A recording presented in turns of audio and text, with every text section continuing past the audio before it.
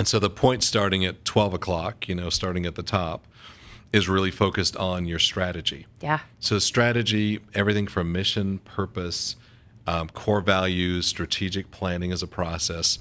So that's one component of the STAR model. So if you keep going around the STAR model, so the 5-point strategy, then structure, people, rewards, and processes. Then if there were points going internally instead of externally, it would actually be the middle of it would be culture. Yeah. And all of those things, what happens in a lot of the companies we deal with, let's say a 75-person company that's growing at a rapid pace, what you'll find is a lot of those points now are all disconnected. There's nothing aligns with their strategy to their processes on the HR side, to their reward systems. And so it's almost like it's a very confusing message. They were good at what they did, so therefore let's promote them into being a leader. Yep. And they're just thrown in the deep end. It's a totally different confidence. Right.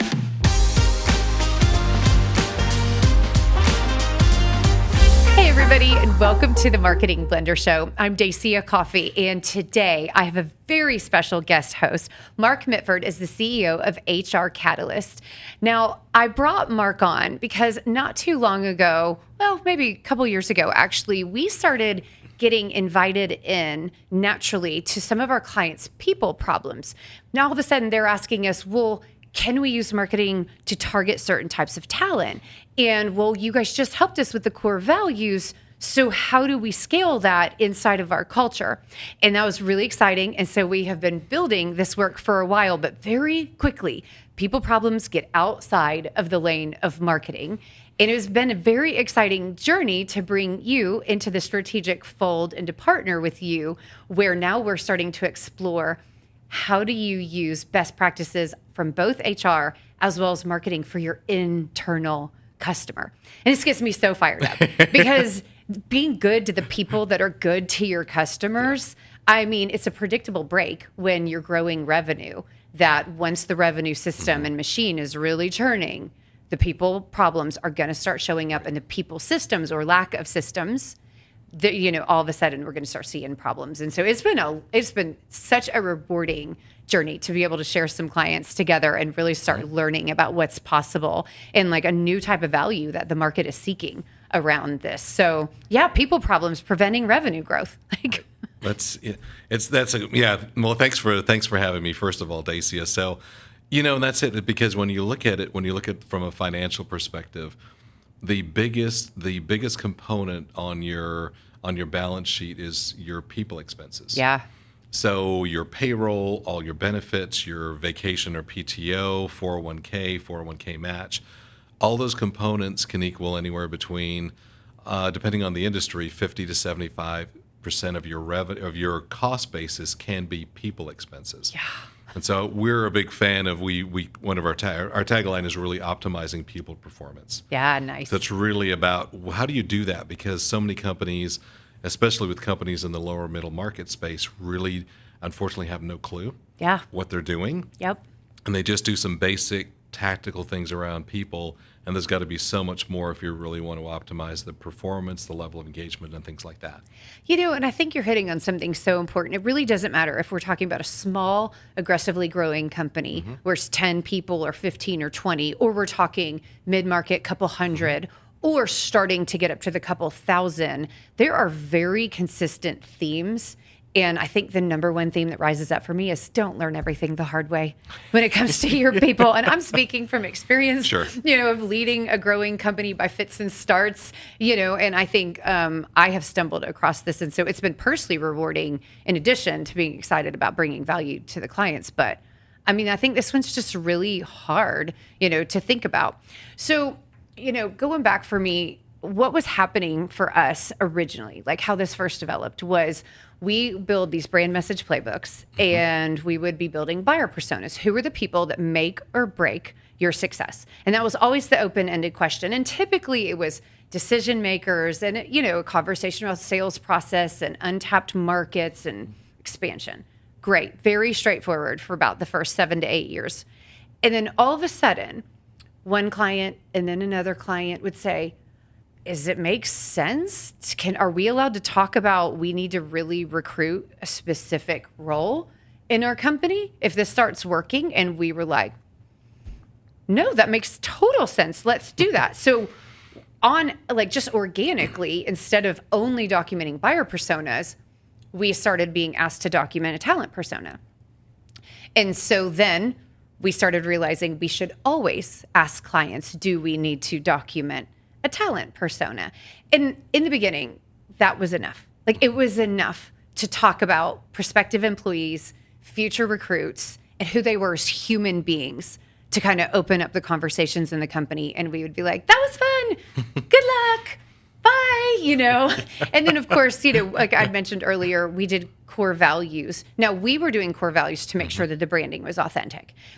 And then we started being asked, well, how do we roll this out internally? Like, can we do a launch plan or a go to market for internally? And we thought, yeah, actually, like we can deploy this in some very specific ways. Right. And so it was interesting how it developed. And there was so much alignment around marketing to an external customer and marketing to an internal customer.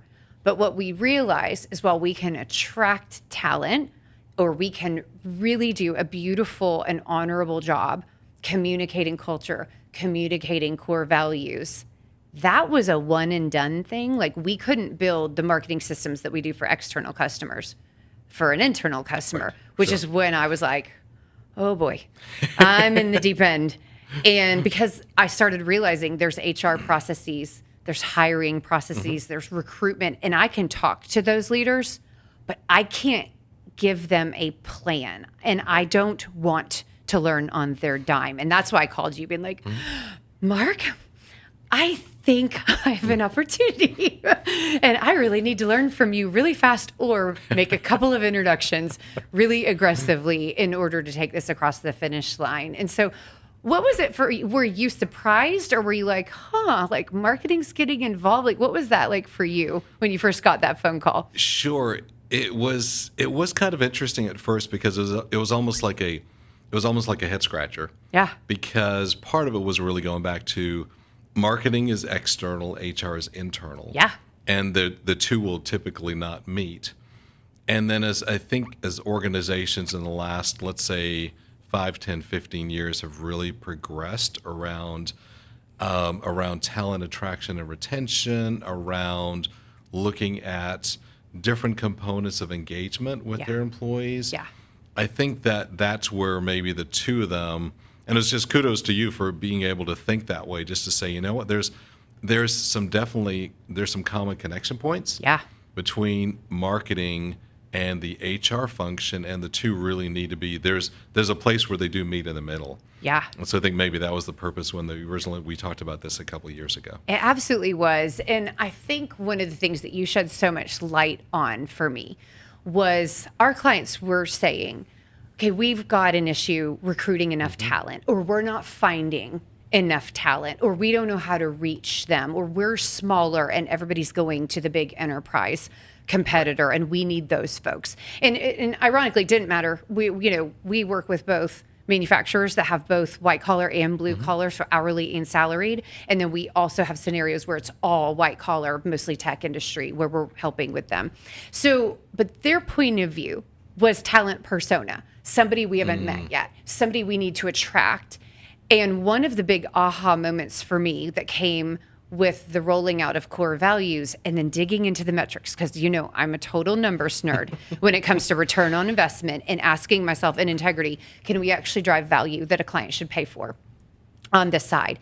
I started digging into the numbers, their numbers, and oftentimes I just thought, well, if they would stop losing employees, this would be a lot easier. And when we started engaging, your focus was very much like, even though I kept saying recruiting and talent attraction and employer brand, you were like, and reducing employee churn and talent retention. And I thought that's why I could tell I was out of my depth, because I didn't even think about that application of that's where all the broken process is. Right. And like, that's where the alignment really has to happen. So do you see that a lot? Are you seeing an overemphasis on recruitment instead of retention, or is that just because we are so externally customer focused? No, I think a lot of companies they're really struggling with that still. Do they realize it? Some do, some don't. Okay. And I think some of them are really because they don't understand, they probably haven't looked at the business case behind it. Yeah. And so part of it is every time you bring on a new employee, on average, and again, this is just a generic average number, it costs you anywhere between $5,000 to $10,000 to bring on one person. Yeah. And of course, if they're in a more senior role, a very technical role, it's significantly higher than that. So I think that a lot of times they were just like, that's frustrating for them, but they've never really looked at the other side of the other side of the equation. Yeah. To say that what if I increase my retention rate, then of course that's going to lower my turnover rate and lower my recruiting costs. Yeah. And it seems like it's so basic, but of course I've lived in this world for a long time, and so it seems it's very cut and dry to me. But I'm just like, well, let's also focus on what is your talent retention strategy. Yep. And a lot of times it looks, they'll say, well, what do you mean? And it's almost like I've got two heads or something like that. Yeah, So when you think yeah. talent retention, what are you really talking about? And there's all these facets to talent retention that we can help organizations work on and really think. And a lot of it, and I always go back to, if I had a nickel for every time I said it, HR is not rocket science. It really is doing a lot of common sense things well. I feel like that about marketing. I'd be living on an island, so. But I know, because I say that about marketing. Like, it's logical. Yeah. It's about human beings. It's about empathy and walking in their shoes. I do not have that. Like, the HR and the people problems, they're problematic. Like, they're really difficult just because when you don't have that framework to look at it. I always say, and it's, I'm stealing a more famous quote, but, the quality of the question determines the quality of the answer. Sure. And so I feel like that when it comes to the people problems is, that me and other leaders don't know what questions we should actually be asking. And that was a perfect example of, a shift from, okay, how do we improve our recruitment and how do we attract better talent? How do we attract larger volumes of talent versus how do we have a total overall system that increases retention, lowers recruiting costs, and brings in top quality talent that then up-levels the entire team, not just this. And you've referred to it in one of our sessions together as a revolving door. And I thought, that is exactly what you see is one person in, but one person out. And like, there's no net gain. There's no net value. And that's so dangerous for a growing company because you can't scale tribal knowledge. You can't scale culture. And if you lose a very profoundly important person out of apathy, oh my gosh, like the cost to replace them, you probably do know how to measure this. I don't know how to measure that when somebody's very critical to your organization. Right. It's so true, and the cost, depending on how technical the person is, it could easily get into six figures without even breaking a sweat. So this person is a really, and I kind of grew up in the telecom industry when I was corporate, and to lose a specific engineer that's in a strategic role, it could easily be 200, 300,000 plus investment that you're losing, especially if that person's been there, 5-10 years. Yeah. And a lot of companies just think, well, we just got to go find another person to fill their role, but they don't know the tribal knowledge. Exactly. They don't know how to get things done efficiently, and so take that number and multiply it numerous times, and that's the number of that knowledge base and the productivity base that you're losing with one strategic person that you lose on any specific team. Wow. So we've got a sometimes quantified, but quantifiable dollar amount lost internally to your productivity and your team performance and what they represented. Then you've got a quantified cost around how much it takes to hire and the manpower and Indeed or whatever you're deploying. And then on top of that, there's the onboarding, training, and cost of getting that new employee up to productivity level that is at least decent, let alone, to what that person was. I mean, that's a lot of numbers. Like, why people need to start prioritizing this and thinking about it holistically. Right. And that to your point, it's, to have a person come on board, especially if they are in something that is a strategic role, it could easily take them 6-12 months or longer to become fully productive. Yeah. And in some cases too, that a company so many companies and organizations we work with do, their onboarding process is one day. Yeah. And that's all they do around onboarding. Yeah. They put you down at your office or your cubicle, wish you the best of luck. And it's one of those things. And when you do a poor onboarding process, a lot of statistics will say there's a 4 to 5 times greater likelihood that that person will leave within the first 12 months. Ouch. And so Oh, when you think about yeah. a good onboarding process that's at least 12 weeks in length, and then doing quarterly touch bases or things like that, it not only helps to onboard the person better and assimilate them to your culture and all the unwritten rules of getting things done, Yeah. but it also is the added bonus that no company has a foolproof, 100% foolproof plan for hiring the right person. Yeah. So a lot of people Isn't that the truth? they're just awesome at interviewing. Yep. And then you're almost like, okay, Marketers are awesome at interviewing, being professional communicators. Sure. Salespeople are awesome at interviewing. Yeah, good point. and so, Yeah. and it's like, okay, how come their twin brother or sister showed up at the job today? Because this is not the person we hired or that we interviewed. Yeah. And so sometimes even that good onboarding process, and you hope it doesn't happen that way, but you can identify warning signs very early. Yeah. Where sometimes you have a poor hire, and it takes 6, 12, 18 months to figure out they're really not that good. Yeah. And then by then you've invested all this time, effort, and energy, and possibly a lot of training dollars into that individual, and then you decide, we've got to let them go because they're really not going to work out. And it's very hard for leaders to let go of that sunk cost. Sure. Like most don't. They will just try to make it work, Right. make it work, and yeah, I mean, it's very detrimental, but it's hard to see because of all of that. You're like, surely we didn't get everything wrong. Right. So I think a lot of times the companies, especially the leaders who are involved in the hiring process, they're a little bit biased. Yeah. That they're really biased. That I knew we did a great interview, we did assessments on them, we did all these things right. Yeah. So how did we get it so wrong? And quite often they just don't want to admit it because it's a little bit of an ego thing, that they're really not that good. And just like anything else in life, interviewing is a skill. Yes. And to become a good interviewer, you just have to learn and you have to know some of the basics, because it's not something that you're taught how to. You just don't magically become a good interviewer. It's something you have to learn over time and just actually go through trial and error to become good at it. Take some classes. We help organizations and their managers become really good interviewers. And our philosophy too is, because of the fractional type of HR work we do, we want to teach them how to fish.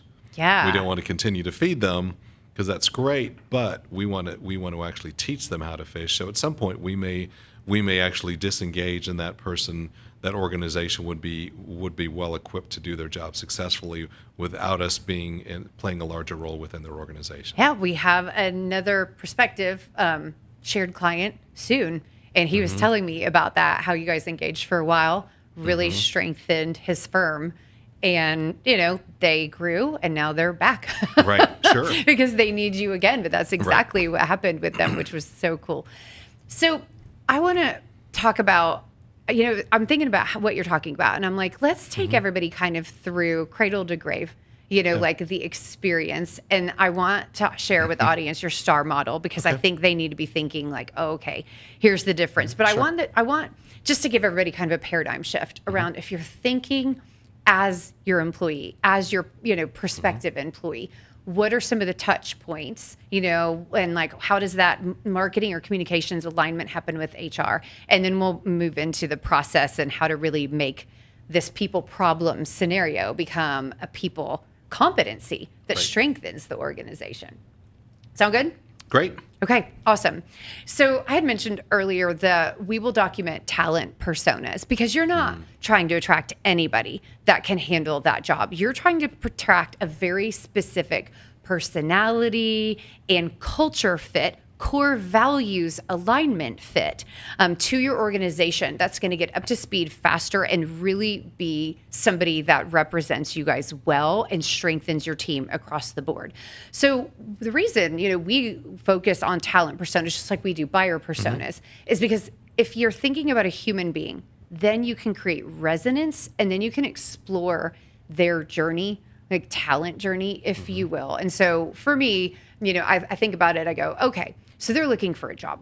Doesn't matter if it's white collar or blue collar. Sure. They're very predictable places that type of person with that type of background or that type of lifestyle go to look for. So then you need to be in those places, whether it's Indeed, whether it's certain, shows or hiring events. I mean, there's even different marketing tools that you can deploy to reach these people and influence them. And what was their first brand impression? And I get really fired up about an employer brand impression because you want to scare Sure. the joy killers and the profit suckers. You want to scare them away. Right, sure. And you want other people to be like, oh, I would love that. Right. So like, for instance, some people love a challenging, hard driving environment. Great. And the other people where they would be like, I would never want that intensity. We want to broadcast that honestly. Right, right. You are going to thrive if you are here. And that brand impression and basically holding up a mirror for people to go, wow, those people look like me, sound like me, talk like me. I think I'll fit in with them. And for me, it's about resonance and just being really intentional about how you steward a reputation and what you stand for. So while that brand needs to parallel the customer experience, it's a different audience. Right, And sure. we use different words and we have a different brand promise for the people that will make or break our success when they're part of our team. So for you, when you're thinking about that, like, are there any additional things that you would add to that, when you're thinking initial impressions and how they can help or hurt, or any, process or structure type of things people need to be thinking about when recruiting? Well, I think one of the key things is it really would go back to, and I love your thought process around talent persona, because it really goes back to what do you want that experience to be? Yeah. Especially when they're interviewing, because there's a couple of times we have clients that you go to their office and they're not in a great part of town, and their office does not, it's Industrial or it's industrial whatever. And it doesn't show well. So Yeah. what can you do? What are the things you can do to overcome that? Yeah. Because a lot of times it is that one of those things, that first impression is so critical to and it's just psychological. It's always back to the first impression and last impression. When you're actually trying to recruit somebody, make sure you do a really good job of first impression and tell them about we even go back to some things, especially if the company's been around for 30, 40, 50 years. Yeah. Go back to the history of the company. Yeah. I was just over and we're visiting with a prospect who's probably going to become a client soon. And they've been around for 75 years. And they are in not a great area of East Dallas. But it's just interesting looking, and they had a timeline in their lobby talking about all the big milestones they've had and some of the great work they've done, because they're in a very specific industry, and they do a lot of work in the defense business. Yeah. So it's just fascinating just to see, because, while you're waiting to interview, I'm sure 90% of the people come in and they just start looking around, or actually walking around the lobby and following because the business started right after World War II. Amazing. So it's just fascinating just to see that as a first impression. Yeah. Because they are in an older, not in a great neighborhood. They've got barbed wire around some of the fencing. Yeah, super common. It doesn't show that well, but when you look at those markers and that history, then that's really just is so fascinating. Yeah. And so even just little things like that. Yeah. But also, I would say, going back to we did an article on our blog recently which talked about the job description does not equal a job posting. No. So, oh gosh, yes. Please talk to people about the difference, because I could not agree more. I love that you're bringing this up. Yeah, it's because a job description it's an HR tool. Yeah. And it really goes back into some things about the qualifications. It really just it focuses on, here's what the job itself is, high level. Then it goes into qualifications, the type of experience you need, years of education, possibly if it's a technical job, all the certifications you need, so on and so forth. Yeah. Right. Yeah. And so then what we try to do then, if we help a company with their job posting, is really get into that first thing you want to do is that whole thing around marketing. Yes. And really talk about the company history and the dynamic growth and everything that's going on there, because we want to make sure that the key thing is, even if it's, and some studies will say that even if it's a longer job posting, as long as you put really good information regarding the opportunity, regarding how competitive, the type of environment and the company's culture, their type of benefits and things like that, then that's really going to resonate with that individual who's possibly going to be attracted to actually apply for the job. At the Marketing Blender, we have fractional CMOs and outsourced marketing teams to drive your success. The two most common problems that we are approached about is how do we break revenue plateaus and accelerate success, or how do we attribute marketing to revenue impact? And the answer is that we build a system, because your marketing should be driving revenue, it should be driving your reputation, and it should be driving resilience. If you want to learn more, check out themarketingblender.com. There are times where, and for me on the marketing side, obviously what you show if you're at a career fair or something really, really important. You can deploy social media ads for this, and people don't realize that's not Indeed or the other ones are not the only things out there. There's just so many, LinkedIn obviously, but there's other things that you can do to influence. So getting into that hiring experience, I love what you're talking about, about people's first impression, because their first impression is also what that interview process was like. And so I want to give two examples and then cue it up for you. Sure. So for instance, for our clients that are hiring hourly workers, they need a job now. They need a paycheck now. They are not going to tolerate a 3-month or even oftentimes a 3-week interview process when they need to feed their families.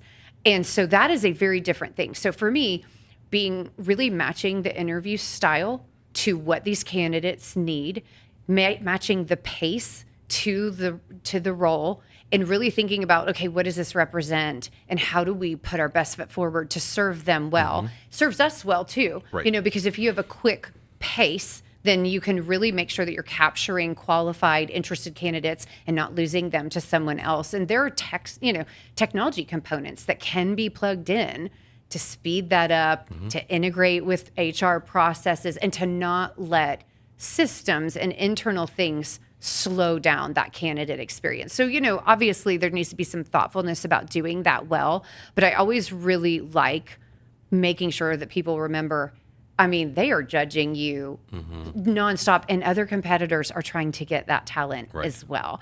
So then it gets over into hiring. So talk us through how important is the structure of the hiring process? Not obviously not to the hiring manager and the hiring team, but to the candidates themselves. Yeah, I think I think on the hiring side, so once you've gone through the selection process, once you've actually decided on this is an individual you want to make an offer to, the person has accepted the offer, you set a date they're going to start. Making sure, I think, as basic as it would be, having a buddy, having somebody that would be a buddy, a mentor, whoever it's going to be, that would be somebody, because sometimes when a company is growing tremendously, what happens is you find the person who's really available. And sometimes they're one of your B or C players. So I use the analogy, I'm a very poor golfer on a good day. But if you're learning how to play golf, don't learn from a person that stinks at golf. Don't learn from your buddy who stinks at golf, because guess what? You're also going to stink. Misery loves company. You're going to stink at golf too, because you're going to do everything that you shouldn't do. So that's why the classic example of, make sure you take lessons, even though they're expensive. Take a lesson from a professional, because if your buddy may be great and they're free, but there's a reason they're free, because, and especially if they're not a good player, they will not be able to do a good job of coaching you. But just having, and just some of the basics of, the first day, you got to do the paperwork stuff, sure, but forget it, the paperwork stuff gets done in an hour or two. Making sure you do an orientation, an overview of the history of the company. The culture of the company, even just some of the basics around, dress code, the breaks and things like that. But ideally do a team lunch. Yeah, oh, So yeah, be for able to do sure. a team lunch.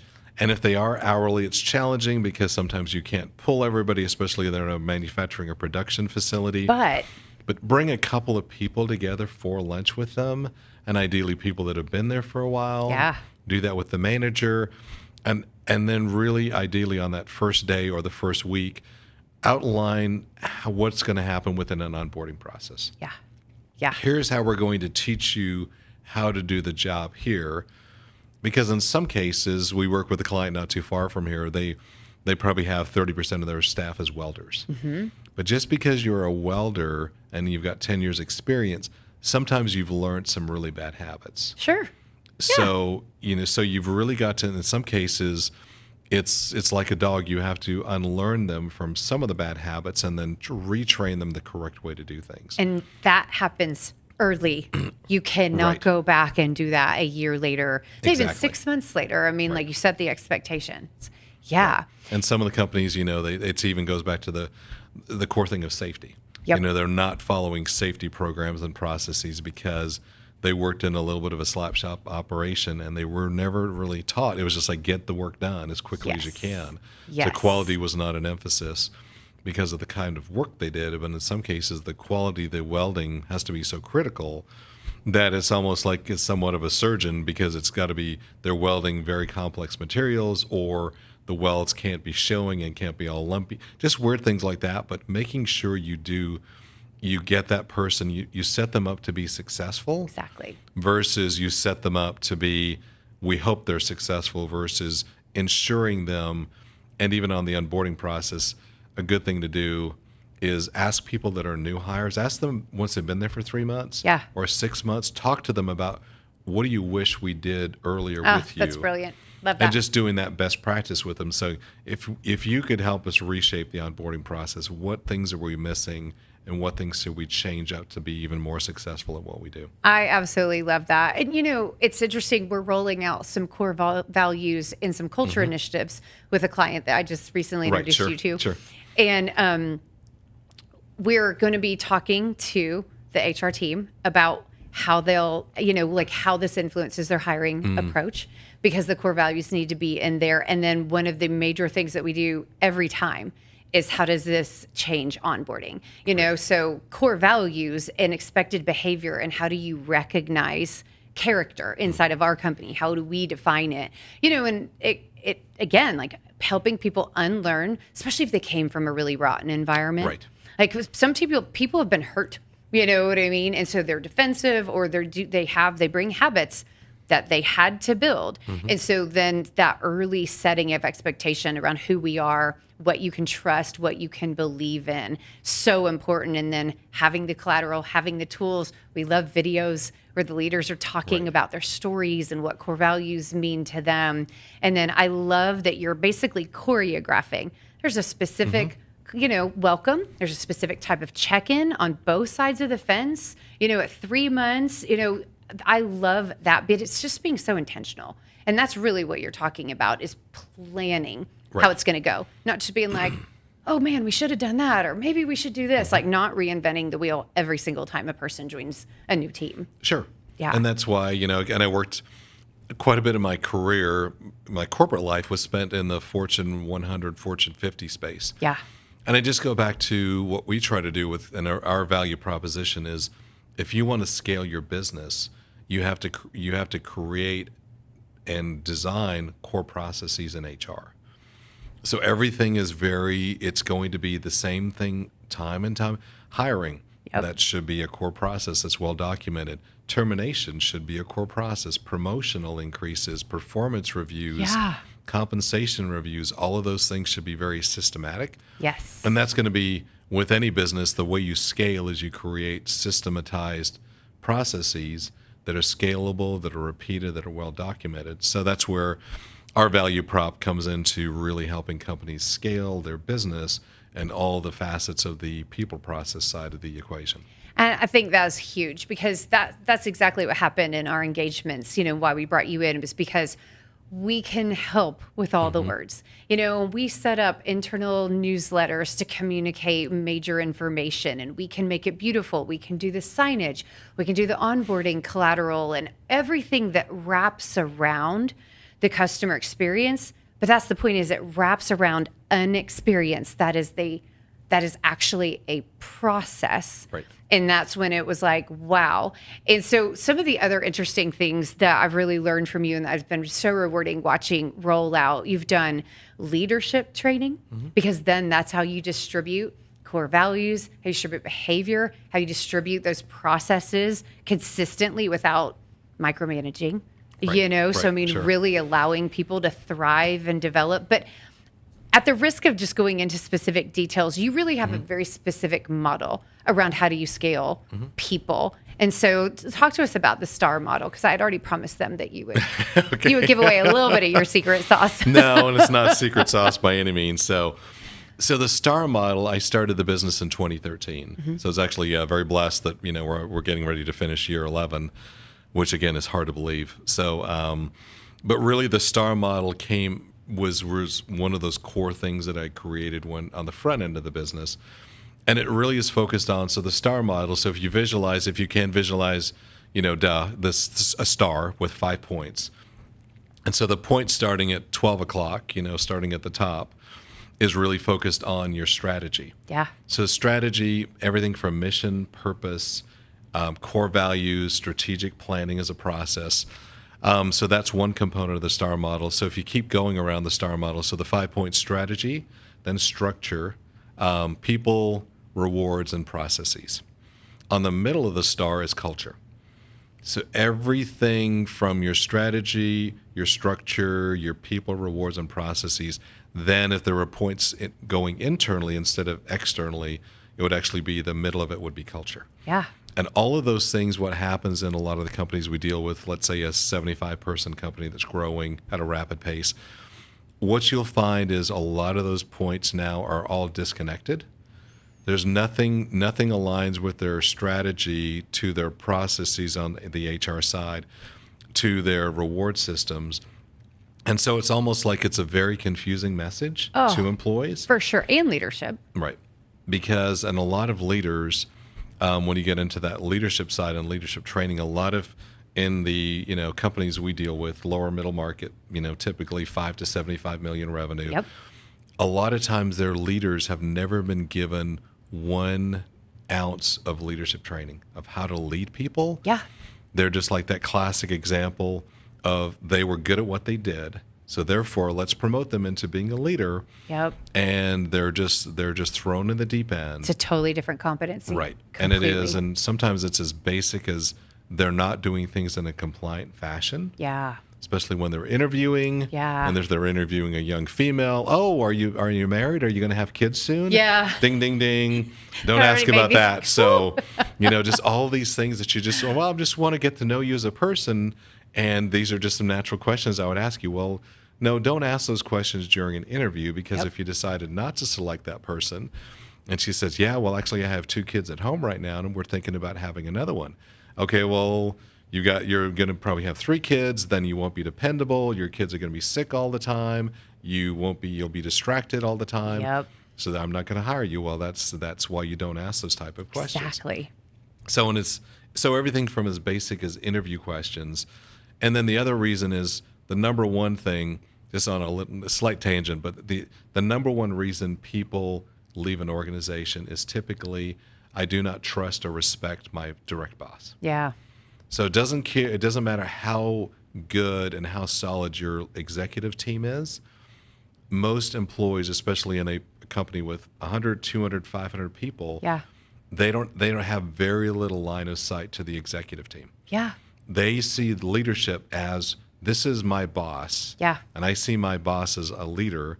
And if my boss stinks at their job, or is somebody I can't trust or respect, or has favorites within the team or what have you, that a lot of times will directly impact to a person leaving an organization, because Absolutely. they really feel like, and that goes back to the company. And so a lot of times it's what we try to focus on around leadership training is, let's help to equip those first line second line, those first line middle managers to be successful at their job, building trust, building a good team, helping them some things around motivation, Yep. some things around change management. So a lot of it goes back into what can we do to equip those first line, second line leaders to be successful? Yeah. Because those are the people that have direct connection to the employee base.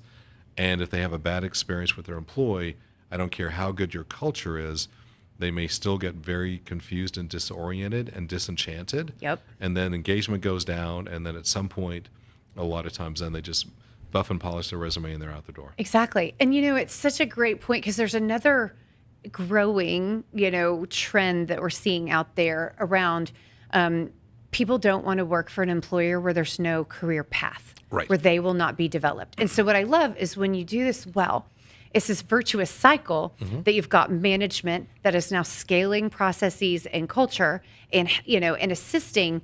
And there's a development process where people are growing personally in their leadership capabilities and capacity, and that there is a pathway Right. to growth. And that makes you a stickier and more Sure. resonant employer as well. And so I love that there's just a win-win all around by doing that really intentionally. And there's currently, and now there's actually a sixth generation in the workforce that's just starting out. Yeah.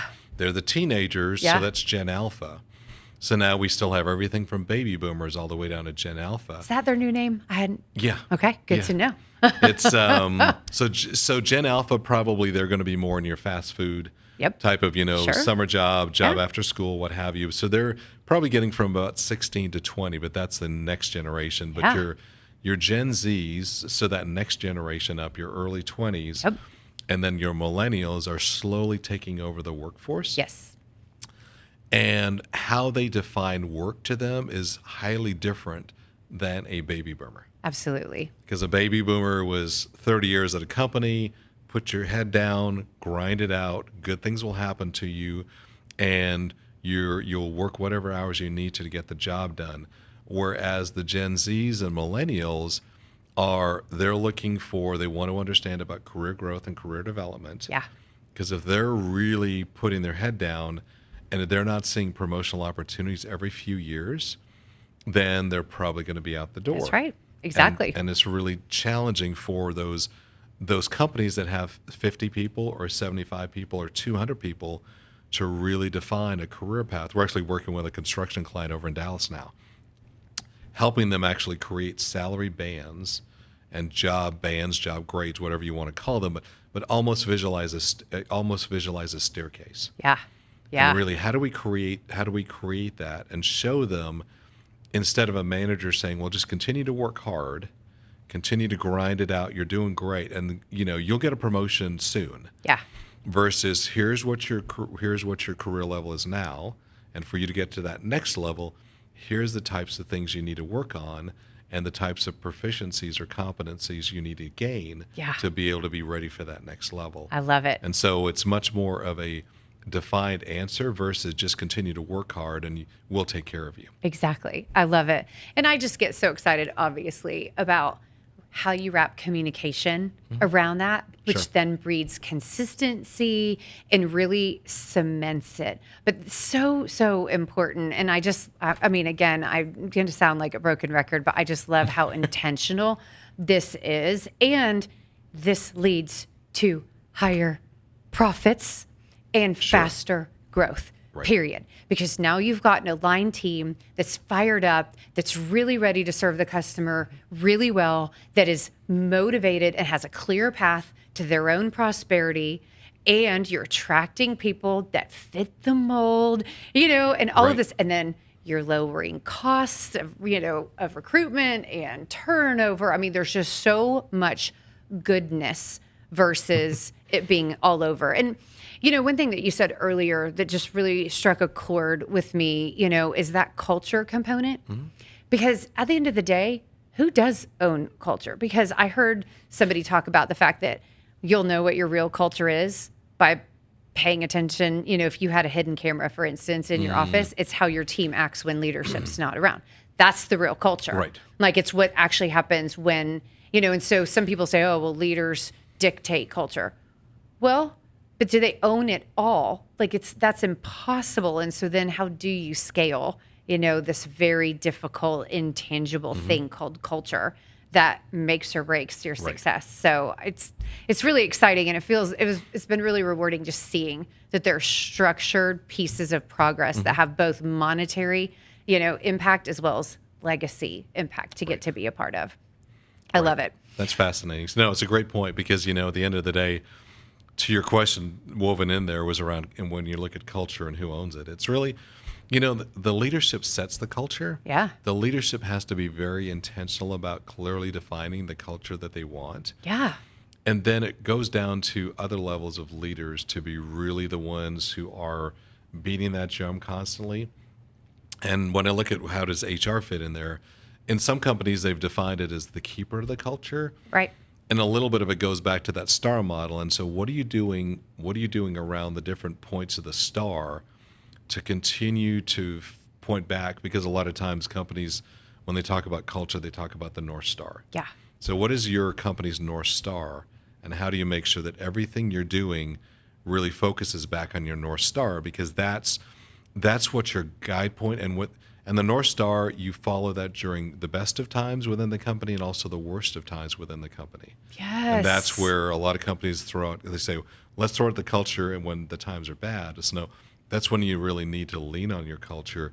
And even if you have to make very challenging decisions regarding your employee base and things like that, you still focus on this is why we're doing this, because this fits our culture and it's not opposing our culture because your culture can't, it's like a super tanker. You can't continue it's versus a speedboat. Yeah.